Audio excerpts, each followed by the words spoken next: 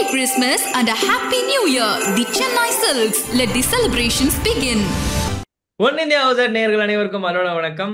ஆக்சுவலாக ரொம்ப நாள் ஆச்சு நம்ம ஒரு ப்ரிவ்யூ வீடியோ இந்த மாதிரிலாம் பண்ணி. பிகாஸ் ஒரு நல்ல கேப் இருந்தது இந்தியா வர்சஸ் ஆஸ்திரேலியாவுக்கு இடையே. பாக்ஸிங் டே டெஸ்ட் அப்கமிங் 26th டிசம்பர் வந்து நடக்க போகுது. ஸோ ஒரு நல்ல கேப் தான் எல்லா பிளேயர்ஸ்களுக்கும். அண்ட் அது மட்டும் இல்லாமல் இந்த ப்ரிவியூவை வந்து இன்னும் இன்டெப்த்தாக அனலைசஸ் பண்ணுறதுக்கு நம்ம கூட வந்து நிறைய கிரிக்கெட் ஜாம்பவங்களை உருவாக்கின யங்ஸ்டர்ஸை டெவலப் பண்ணி இந்தியா டீமுக்கு கொடுத்த நம்ம டாக்டர் கிரி சார் இருக்காரு. Sir welcome sir. அண்ட் அது மட்டும் இல்லாம இன்னும் கோச்சாவுமே வந்து இன்னும் நிறைய பேரை உருவாக்கிட்டு இருக்காரு. அதையுமே மென்ஷன் பண்ணிக்கிறேன். சாரி சார், கொஞ்சம் late For mention. your for your information, I'm still playing. Okay I'm okay playing sir, okay for sir, Madras always. Cricket Club. Okay. Okay okay sir, okay sir. First of all வந்து ஒரு சின்ன news நம்ம interview start பண்றதுக்கு முன்னாடி சொல்லணும்னு உங்கள்கிட்ட தோணுச்சு. India Pakistan match வந்து அனௌன்ஸ்மெண்ட் பண்ணியிருக்காங்க champions traffic. Champions Trophy. Champions பிப்ரவரியில Trophy. துபாயில நடக்க போகுது. ஸோ இதை எப்படி சார் பாக்குறீங்க? கரெக்டா இதை மட்டும் தனியா அனௌன்ஸ்மெண்ட் பண்ணியிருக்காங்க.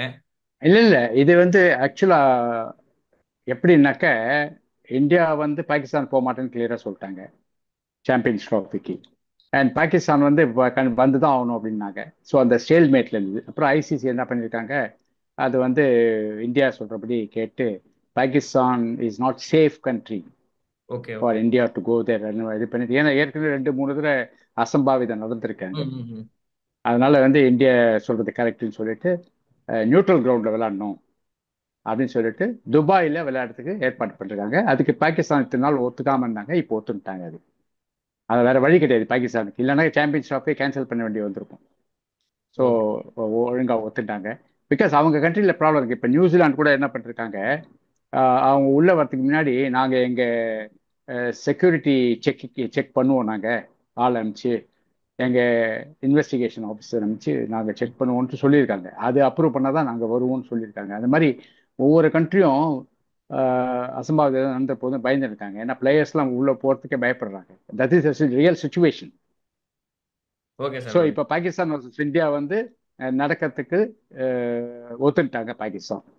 பட் டீம்லாம் ஒன்றும் அனௌன்ஸ் பண்ணல. எதுவுமே ஸோ இல்லை சார். ஜஸ்ட் இது துபாயில் டேட் ஃபிக்ஸ் பண்ணிருக்காங்க, அவ்வளோதான். அவ்வளோதான் சார். ஓகே சார், இப்போ அப்படியே நம்ம இப்போ நடந்துகிட்டு இருக்கிற பிஜிடி டூருக்கு வந்துடலாம். 26ஆம் தேதி பாக்ஸிங் டே டெஸ்ட் நடக்க போகுது. இதை பொறுத்தவரைக்கும் மிகுந்த எதிர்பார்ப்பு. ஏன்னா 1-for-1 சீரீஸ் இருக்கு.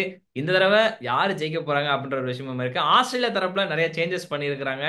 சாம் கான்சான்ஸ் அப்படின்ற ஒரு இளம் வீரரை வந்து உள்ள கொண்டு வந்திருக்காங்க மெக்ஸ்வீனிக்கு பதிலா. ஸோ ஒரு யங்ஸ்டர் ரீப்ளேசிங் அனதர் யங்ஸ்டர் அப்படின்னு தான் சொல்லணும்.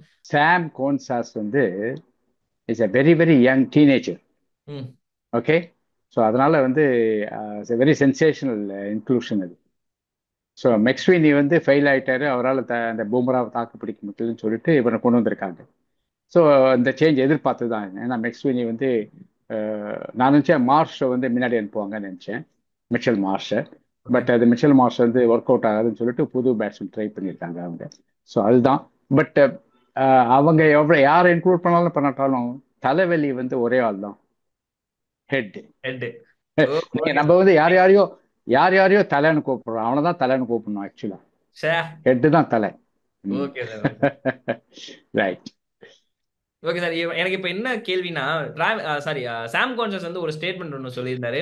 நான் பும்ரா வந்து பெருசாலாம் பார்க்கல, ஏன்னா வந்து ப்ராக்டிஸ் மேட்ச்லேயே ஆடி இருக்கிறேன், அவரை எதிர்த்து ஆடி இருக்கிறேன், எனக்கு அதுவே பெருசு தான். என்னோட டிப்பிக்கல் அனாலிசிஸ்ட் எல்லாருமே வந்து எனக்கு நிறைய டிப்ஸ் கொடுத்துருக்காங்க ஒவ்வொரு பவுலர் பற்றியும். ஸோ அதனால நான் அதை வச்சு ஆடிப்பேன் அப்படின்றாங்க. இது வந்து அந்த இளம் கன்று பயம் மரியாதைன்னு சொல்லி நினச்சிக்கலாமா, இல்லை அவர் இன்னும் ரியலாக பும்ரா ஃபேஸ் பண்ணாமல் இருக்கிற அந்த ஒரு விதத்தில் எடுத்துக்கலாமா?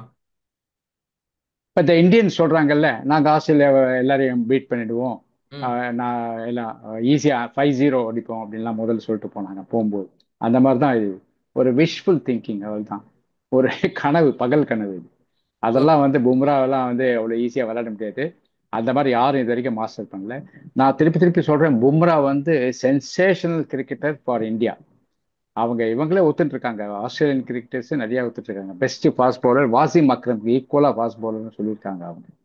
அண்ட் நான் என்ன சொல்லியிருக்கேன், இந்த கவாஸ்கர், டெண்டுல்கர் அந்த லெவலில் வந்து ஒரு பெரிய லெஜண்ட், ஐகான் பும்ரா.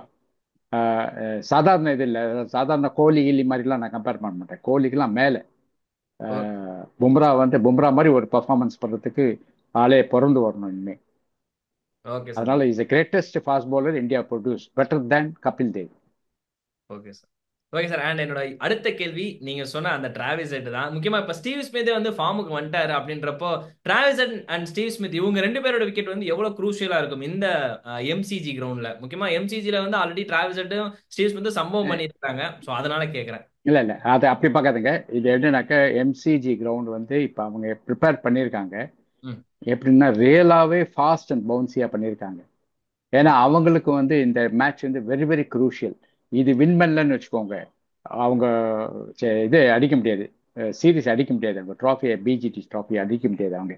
அதனால எப்படியாவது மெல்போர்ன் டெஸ்ட் வின் பண்ணி ஆகணும்னு சொல்லிட்டு ஆஸ்திரேலியா வந்து ரொம்ப ரொம்ப பயங்கர ப்ரிப்பரேஷன், எல்லா லெவல்லையும் ப்ரிப்பரேஷன். அதுக்கு எல்லாருமே சப்போர்ட், கிரவுண்ட்ஸ்மேனு ப்ரெஸ் எல்லாருமே சப்போர்ட் அவங்களுக்கு பண்ணி ஒரு மாதிரி இந்தியாவை எப்படியாவது தோக்கடிக்கணுன்ற வெறியில இருக்காங்க. ஸோ இந்தியா அந்த அளவுக்கு வந்து எக்யூப்டான்னு தெரியல. அதனால இன்னும் ஐ மீன் இன்னும் டீம்லாம் டவுட்ஃபுல்லாக இருக்கு, இன்னும் பேட்டிங் ஆர்டர் டவுட்ஃபுல்லாக இருக்கு. ஸோ ஆஸ்திரேலியா வந்து தரவா வெயிட் பண்ணிருக்காங்க, அதாவது இந்தியாவை எப்படியாவது தோக்கடிக்கணும்ட்டு நல்ல ப்ரிப்பரேஷன் பண்ணி ரெடியாக இருக்காங்க அவங்க. அண்ட் ஸ்டீவ் ஸ்மித் வந்து போன தடவை எப்படி செஞ்சுரி வச்சாருனாக்க, தன்னோட மிஸ்டேக்ஸை ரெக்டிஃபை பண்ணிட்டு ஃபுட் ஒர்க்லாம் மாற்றின்ட்டு ஸ்டாண்ட்ஸ் எல்லாம் மாற்றின்ட்டு அதுக்கப்புறமா அவர் வந்து கஷ்டப்பட்டு 100 அடிச்சார். அந்த இதுதான் நான் திருப்பி திருப்பி சொல்லிட்டு இருக்கேன். நம்ம கோலியும் ரோஹித் சர்மாவும் அதை பண்ணாமல் சும்மா ஊரை ஏமாத்திட்டு இருக்காங்க. அவங்களோட மிஸ்டேக்கை ரெக்டிஃபை பண்ணாமல் சும்மாவாவது போய் விளையாடு, அங்கே போய் விளையாடுது, அவுட்ஸ் அவசரம் 8வது ஸ்டெப்பில் போய் அவுட் ஆகுது, இதுலேயே இருக்காங்க. ஒருத்தர் இருந்து கால் நகர்த்தாமல் அவுட் ஆகுது. அதனால இதெல்லாம் நடக்காது. அவர் ஸ்டீவ் ஸ்மித் எப்படி வந்து கஷ்டப்பட்டு டெக்னிக்கை மாற்றிட்டு வந்து வின் பண்ணாரோ, பேட்டிங் ஆட்சி செஞ்சுரி அடிச்சிடும், அந்த மாதிரி இதுக்கு ரெண்டும் அடிக்கணும், இல்லைன்னா waste. Okay sir, okay sir, okay sir. எனக்கு அப்படியே வந்து இந்த தடவை ஹேசில்வுட் வந்து ரூல்ட் அவுட், சீரிஸே ரூல்ட் அவுட் ஆயிட்டாரு. ஸோ ஸ்காட் போலன் வந்து எப்படியும் ரீப்ளேஸ்மெண்ட் பண்ணிடுவாங்க. அப்படின்றப்போ ஸ்காட் போலனோட தாக்கம் இன்னும் அதிகமா இருக்கும்னு நினைக்கிறீங்களா, along with Pat Cummins, Mitchell Stark கூட? விக்கெட் வந்து இந்த மெல்போர்ன் விக்கெட் ரொம்ப பவுன்சியா இருக்கும்னு கேள்விப்பட்டேன் நான். ம். ஏன்னா அவங்க வந்து அந்த மாதிரி ப்ரிப்பேர் பண்றாங்கன்னு சொல்லிட்டு.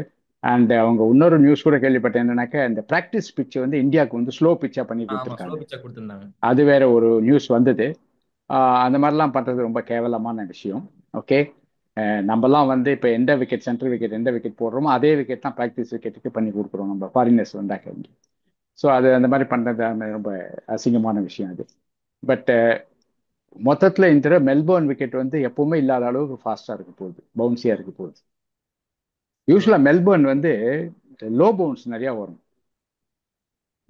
இப்போ கடந்த கால ரெக்கார்ட்ஸ் பார்த்தீங்கன்னாக்க நார்மல் பவுன்ஸ் இருக்கும், பட் திடீர்னு பால் கொஞ்சம் வந்து ஷூட் ஆகும், லோ பவுன்ஸ் இருக்கும். அதில் தான் நிறைய எல்பிடபிள்யூ கிடைக்கும் மெல்போர்ன் விக்கெட்ல.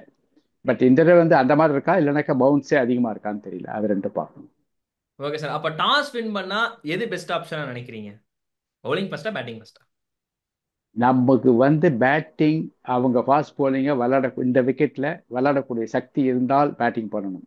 ஓகே, அந்த சக்தி இருக்கிறது டவுட்ஃபுல்லாக இருந்ததுனாக்கா விளையாடக்கூடாது, பெஸ்ட் பேட்டிங் பண்ணக்கூடாது. Okay, okay. ஏன்னா ஃபர்ஸ்ட் டே விக்கெட்ல வந்து பயங்கர லைஃப் இருக்கும், அதாவது ஜூஸ் இருக்குன்னு சொல்லுவாங்க. ம். அந்த ஜூஸ் வந்து ஃபர்ஸ்ட் 1 ஹவர் வந்து ரொம்ப பவுன்ஸ் இருக்கும், பால் வந்து ஸ்பஞ்சி பவுன்ஸ் இருக்கும், ஓ, நீங்க ஓகே. ஃபார்வர்டே போக முடியாது, அந்த அளவுக்கு பவுன்ஸ் இருக்கும். ஸோ அந்த மாதிரி சமயத்தில் நம்ம இந்தியன்ஸ் என்ன பண்ணுவாங்க, இந்த யூஷுவல் ஸ்ட்ரோக்கில் போய் மாட்டிப்பாங்க, எல்லாம் காட்டட் ஸ்லிப் மாட்டிப்பாங்க, caught behind the wicket. So அதுதான் முக்கியமாக விளையாடணும் இவங்க கேர்ஃபுல்லாக. ஸோ அந்த அளவுக்கு இவங்க வந்து பேட்டிங் எக்யூப்ட் இல்லைன்னு வச்சுக்கோங்க. ஒரு காலத்தில் இப்போ வந்து சேவாக், ராகுல் டிராவிட், டெண்டுல்கர், லக்ஷ்மன், கங்குலி எல்லாம் இருந்தாங்க. அந்த சமயத்தில் வந்து டாஸ் வேணும்னா கண்ணை மூடி நான் பேட்டிங் சொல்லிடலாம், ஏன்னா இவங்களுக்கு விளையாடக்கூடிய சக்தி இருந்தது. ஓகே, இப்போ வந்து உள்ள இறங்கினாக்க 20 for 4, 20 for 5 அந்த மாதிரிலாம் இருந்துச்சுனாக்க தென் ஃபர்ஸ்ட் டே மேட்ச் போயிடும் கை விட்டு. Okay, okay, okay. First day 1 ஹவர்ல மேட்ச் கை விட்டு போயிடும். அதனால எனக்கு என்னோட ஃபியர் என்னன்னாக்க, டாஸ் வின் பண்ணி விக்கெட் ரொம்ப பவுன்சியா இருந்துச்சுனாக்கா இவங்க பேட்டிங் விளையாடக்கூடாது. ஃபர்ஸ்ட் போலிங்கை போட்டு அவங்கள உள்ள இறக்கி அந்த இதை வந்து பும்ராவை வச்சு அதை ட்ரை பண்ணி அவங்கள அவுட் ஆக்கிட்டு அதுக்கப்புறமா செகண்ட் பேட்டிங் பண்ணால் ஓரளவுக்கு வந்து இவங்களால நிற்க முடியும். சரி, இவங்க ஃபர்ஸ்ட் பேட்டிங் பண்ணக்கூடாது. ரெண்டாவது மெல்போர்ன் விக்கெட் வந்து இந்த தடவை ஸ்பின்னர்ஸ் விக்கெட்டாக இருக்காது. ஓகே, அதனால லாஸ்ட் இன்னிங்ஸ் இந்தியா விளையாண்டாக்க ஒன்றும் தப்பு இல்லை. So okay. அதனால நான் என்ன சொல்றேன், டாஸை வின் பண்ணி போலிங் எடுக்கிறது பெட்டர். ஏன்னாக்க to save our side from collapse, initial collapse. Okay sir, okay sir. Okay sir. இப்போ அப்படியே இந்தியாவுக்கு வந்தோம்னா, ஜெய்ஷ்வாலோட பேட்டிங் வந்து ஒரு லிட்டில் பிட் ஒரு கன்சர்னாவே இருந்திருக்குது. முதல் டெஸ்ட் மேட்ச்ல அடிச்சிட்டாரு, ஓகே. ஸ்டார்க்கை வந்து லைட்டா உஸ்பேத்தி விட்டாரு. அதுக்கப்புறம் வந்து ஸ்டார்க் ஒவ்வொரு தடவையும் ஒவ்வொரு இன்னிங்ஸ்லயுமே வந்து சொல்லி வச்ச மாதிரி எடுக்கிறாரு. அது எப்படின்னே தெரியல. ஸோ இந்த டெஸ்ட் ஜெய்ஷ்வால் என்ன பண்ணணும் அப்படின்னு நீங்க நினைக்கிறீங்க? என்ன ஜெய்ஸ்வால் மட்டும் சொல்றீங்க, மற்றவெல்லாம் ரொம்ப இல்ல சார், கீழ்ச்சிட்டாங்களே அடுத்து நான் வரேன் சார். எல்லாரும். ஜெய்ஷ்வால் ஓப்பனிங். அப்படியா? எல்லாம் ஒரே குட்டையில ஊறின மட்டைங்க. யாருக்கும் பேட்டிங் ஆடல, எக்ஸப்ட் KL ராகுல். மீதி எவனுக்கும் பேட்டிங் வரல. நான் ஓகே. தான் போனதில் திருப்பி திருப்பி சொன்னேன், 1 3 4 5 6 ம். நமக்கு ப்ராப்ளமா இருக்கு. இந்த அழகில் நான் கேள்விப்பட்டது வந்து நிதிஷ்குமார் ரெட்டியை ட்ராப் பண்ண போறதா கேள்விப்பட்டேன். ஓ. பண்ணிட்டு அதுக்கு பதிலாக வந்து ரெண்டு வாஷிங்டன் சுந்தர், ஜடேஜா 2 பேர் விளையாடலாமான்னு ஒரு டவுட் வந்தது. ஆர் ஈவன் இன்னொரு ஃபாஸ்ட் பால் விளையாடலாமான்ட்டு. இதோட ஒரு ஒரு அக்கிரமம் கிடையாது. அந்த அளவுக்கு. ஏன்னா அவன் ஒருத்தன் தான் நின்று ஒரு 30 40 அடிக்கிறான். அவனையும் அது மாதிரி ட்ராப் பண்ணிட்டாக்க இது இவங்களுக்கு வந்து அந்த அளவுக்கு வந்து இந்த ஷமி மாதிரி ஒரு போலரோ, பும்ரா மாதிரி ஒரு போலரோ உள்ள இருந்தாக்க தென் நீ எக்ஸ்பெரிமெண்ட் பண்ணலாம். உள்ள ஒன்றும் அந்த அளவுக்கு சரக்கு கிடையாது ஒன்றும். ஸோ இவங்க எதுக்கு போய் அந்த மாதிரிலாம் ட்ரை பண்றாங்கன்னு தெரியல. அது ரொம்ப மட்டமான மூவ் அது. ஸோ என்ன கேட்டாக்க முதல்ல 6 பேட்ஸ் நீங்க பேட்டிங் ஆர்டர் ஷஃபிள் பண்றதுக்கு பண்ணலாம். ஏன்னா அந்த அளவுக்கு வந்து வீக்னஸ் இருக்கு பேட்டிங் ஆர்டர்ல. ம். ஃபார் எக்ஸாம்பிள் இப்போ ரோஹித் வந்து 6ல போய் என்ன பண்ண போறாரு தெரியல. என்ன, ஏன்னா அவரால் 10 20 கூட அடிக்க முடியல. ரெண்டாவது வந்து அதுக்கு வந்து ஒருவேளை வந்து ஓப்பனிங்லேயே விளையாடி ஒரு தரமான ஒரு ஒரு ஒரு அதிரடி ஆட்டம் ஆடி ஒரு 50 80 அடிச்சாருன்னா கொஞ்சம் யூஸ்ஃபுல்லாக இருக்கும் கண்ட்ரிக்கு. ஸோ அந்த மாதிரி பண்ணிட்டு KL ராகுல் நம்பர் 3 அனுப்பிச்சு ம். கில்ல கட்டாயமா கீழே இறக்கணும். ஏன்னா கில்லு வந்து இட்ஸ் டோட்டல் ஃபெயிலியர். கில்லு தான் வந்து நம்ம கண்ட்ரி பேட்டிங் கொலாப்ஸுக்கு காரணமே கில் தான். ஏன்னா ஓ. அவர் வந்து நம்பர் 3 பொசிஷன், ராகுல் டிராவிடோட பொசிஷன் அது. ம். புஜாரா, ராகுல் டிராவிட் புஜாராலாம் அவங்க அப்படி பொசிஷன். இருக்காங்க. அங்க போய் உட்காந்து சொதப்பிட்டு இருக்காரு அவர் Gill. And is not taking seriously. அவருக்கு இந்த டிஃபென்ஸ் எங்கோ போற பால துரத்திட்டு போய் அடிக்கிறார். இதெல்லாம் வந்து டெஸ்ட் கிரிக்கெட்ல நடக்கக்கூடாத விஷயம். அது நம்பர் 3 பேட்ஸ்மேன் பண்ணக்கூடாத விஷயம். சார், ஆனா ரோஹித் என்ன, சர்மா வந்து ஒரு விஷயம் சொன்னது என்னன்னா, கில்லையும் ஜெய்ஸ்வாலையும் வந்து நாங்க பெருசா டெக்னிக்கலா எதுவுமே பண்ண தேவையில்ல, அதெல்லாம் அவங்களே சரி பண்ணிப்பாங்கன்னு சொல்லியிருந்தாரு யார் சொல்றார்? ரோஹித் சர்மா. இவ இவருக்கே வரல டெக்னிக் சரி பண்றதுக்கு. அப்புறம் தான் நான் உங்களுக்கு அட்வைஸ் பண்றது. Okay sir. எல்லாருக்கும் டெக்னிக் ஃபால்ட் இருக்கு. அது ஒரு நாளைக்கு நம்ம அந்த இதை எடுத்துப்போம், சப்ஜெக்ட் எடுத்துப்போம். ஒவ்வொரு பேட்ஸ்மேனுக்கு என்னென்ன மிஸ்டேக் இருக்கு நான் எழுதி கொடுக்குறேன். அதெல்லாம் வந்து கண் கூட தெரியுது நமக்கு பார்க்கும்போது. அவங்களுக்கு தான் தெரியல, நமக்கு தெரியுது, கோச்சுக்கு தெரியல. அவ்வளவுதான். ஓகே. அவங்க ரெக்டிஃபை பண்ணவே மாட்டேன்றாங்க. அதனால கில் எல்லாம் வந்து ஒன்றும் டெஸ்ட் மேட்ச் மெட்டீரியலே கிடையாது. இந்த இந்த லெவல் விளையாடினாக்க அவர் எக்ஸ்ட்ராடினரி விளையாடி ஆகணும். அப்பதான் முடியும். ஏன்னா இது டிசிப்ளின் வரணும், டோட்டல் டிசிப்ளின். பால் உடத்து கத்துக்கணும். அவுட் அவசரம் வந்து அடிக்க போற மாதிரி போயிட்டு வித்ட்ரா பண்ணணும் பேட்டை. நீ மாதிரி அவர் அதுவும் அநியாயமா ஒரு அவுட் ஆனார் அவர் அந்த ஃபர்ஸ்ட் இன்னிங்ஸ்ல ஆமா, மிச்சல் ஸ்டார். Brisbane test. ரொம்ப அநியாயம், ரொம்ப அநியாயம் அது. ஏதாவது எங்கோ வெளியே போற பால போய் துரத்திட்டு போய் அடிச்சாரு. அதெல்லாம் பனிஷ் பண்ணணும். இம்மிடியா பனிஷ் பண்ணி ட்ராப் பண்ணணும். யார் nobody is bigger than the team. Okay. Okay sir, okay sir. Sir, எனக்கு இன்னொரு ஒரு கொஸ்டின் வந்தது. என்ன அப்படின்னா, ஆக்சுவலா வந்து இப்போ நம்ம சுமன் கில், விராட் கோலி, ரிஷப் பண்ட் 3 பேருக்குமே வந்து நியூ பால் ஆடுறதுக்கு நிறைய பிராக்டிஸ் கொடுத்தாங்க அப்படின்ற மாதிரிமே வந்து அங்களுக்கு வந்து ரிப்போர்ட்கள் மூலம் நியூஸ் வந்து கேள்விப்பட்டோம். ஆக்சுவலா வந்து இது எதுக்காக இருக்கும்னு நினைக்கிறீங்க? ஏன்னா அங்க ஆல்ரெடி ஜெய்ஸ்வால், KL ராகுல் சொல்லிட்டு ஓப்பனர்கள் இருக்கும்போது நியூ பால்ல இவங்களுக்கு எதுக்கு? இப்ப நீங்க வந்து பேட்டிங் ஃபர்ஸ்ட் எடுக்கிறீங்கன்னு வச்சுக்கோங்க. ம். ஒரு ஃபர்ஸ்ட் ஓவர் ஒரு விக்கெட் ஊந்துடுது. செகண்ட் பால், ஃபோர்த் பால் இன்னொரு விக்கெட் விழுது. அப்புறம் அடுத்த ஓவர் இன்னொரு விக்கெட் விழுது. ஸோ எல்லாருமே இப்போ நியூ பால் விளையாடி ஆகணும். அந்த மாதிரி ஒரு சுச்சுவேஷன் இருக்கு.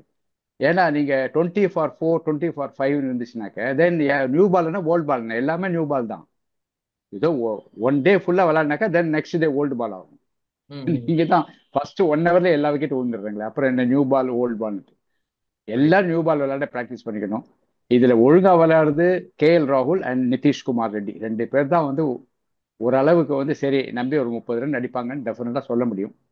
மற்றவங்கலாம் வந்து ஒண்ணுமே வந்து தேடுறாங்க பாலை. எங்க போறது, என்ன வருது, என்ன கால் எங்க, கை எங்க, ஒன்றும் கிடையாது. இந்தியன் பேட்டிங் இவ்வளவு மோசமா இருந்து பார்த்ததே கிடையாது நான். புரியுது சார், புரியுது.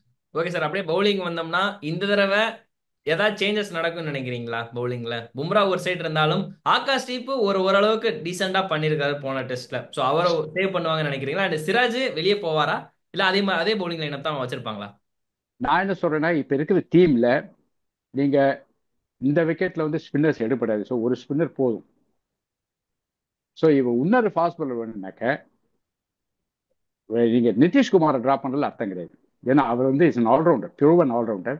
அந்த சமயத்தில் போலிங் போட்டு விக்கெட் வேறு எடுக்கிறார். ஓகே, நீங்க வேணும்னா அந்த ஸ்பின்னரை டிராப் பண்ணிட்டு இன்னொரு ஃபாஸ்ட் பாலர் எடுத்துக்கோங்க. ஜடேஜாவை டிராப் பண்ணிட்டு இன்னொரு ஃபாஸ்ட் பாலர் எடுத்துக்கோங்க. அப்படி இல்லைனாக்கா நீங்க வந்து நிதிஷ்குமார் மேல கை வைக்கக்கூடாது. That is not correct. Okay sir, okay sir, okay sir. And thank you so much. இந்த ரிவ்யூ பொறுத்த வரைக்கும் ஃபைனலாக இப்போ ஒரே ஒரு கேள்வி தான். 4th test match, boxing test match யார் பக்கம் போகும்? இந்தியாவா ஆஸ்திரேலியாவா? இல்ல, கோலி அண்ட் ரோஹித் சர்மா வந்து கிளிக் ஆகணும்னா இந்த மேட்ச்னா கிளிக் ஆகும். ஓகே, இந்த மேட்ச் கிளிக் ஆகலைனாக்க என்ன கேட்டாக்க 9 பேரோட விளையாடுறாங்கன்னு அர்த்தம். அவங்க 2 பேரும் டம்மி. ஓகே, இந்த மேட்ச் அவங்க 50 100 அடிக்கலைனாக்க வேஸ்ட். ஸ்ட்ரைட்டாவே டிராப் பண்ணலாம் அவங்கள.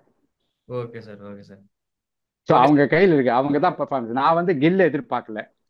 கில் அடிக்கலாம், ஏன்னா அவர் யங்ஸ்டர் அடிச்சு இம்ப்ரூவைஸ் பண்ணி அடிக்கலாம். பட் இவங்க 2 பேரும் தான் வந்து ஹெட்டேக்கா இருக்காங்க. நம்பர் 4 அண்ட் நம்பர் 6 வந்து அவ்வளோ மோசமாக விளையாண்டு இருக்காங்க. Okay sir. ஸோ இவங்க தான் இந்தியா தோத்துனாக்க, இந்த சீரீஸ் ஃபுல்லாக தோத்துனாக்க காரணம் இவங்க 2 பேர் தான். Okay sir, okay sir, okay sir. Thank you so much உங்களோட டைமுக்கும் அண்ட் உங்களோட இவ்வளோ பெரிய ப்ரீஃப் எக்ஸ்பிளனேஷன் வந்து கொடுத்துருந்தீங்க. அது ரொம்ப ரொம்ப தேங்க்யூ. அண்ட் மக்களே, நீங்களும் சொல்லுங்க, நம்ம கிரி சாரோட ப்ரெடிக்ஷன்ஸ் எல்லாமே வந்து அவங்களோட ப்ரிவியூ எப்படி இருக்கு அப்படின்னு தாராளமாக கீழே கமெண்ட் பண்ணுங்க. And thank you Giri sir, thank you for joining us. And வேற ஒரு வீடியோ தாராளமாக சந்திக்கிறேன். நன்றி, வணக்கம். Merry Christmas and a Happy New Year. The Chennai Silks. Let the celebrations begin.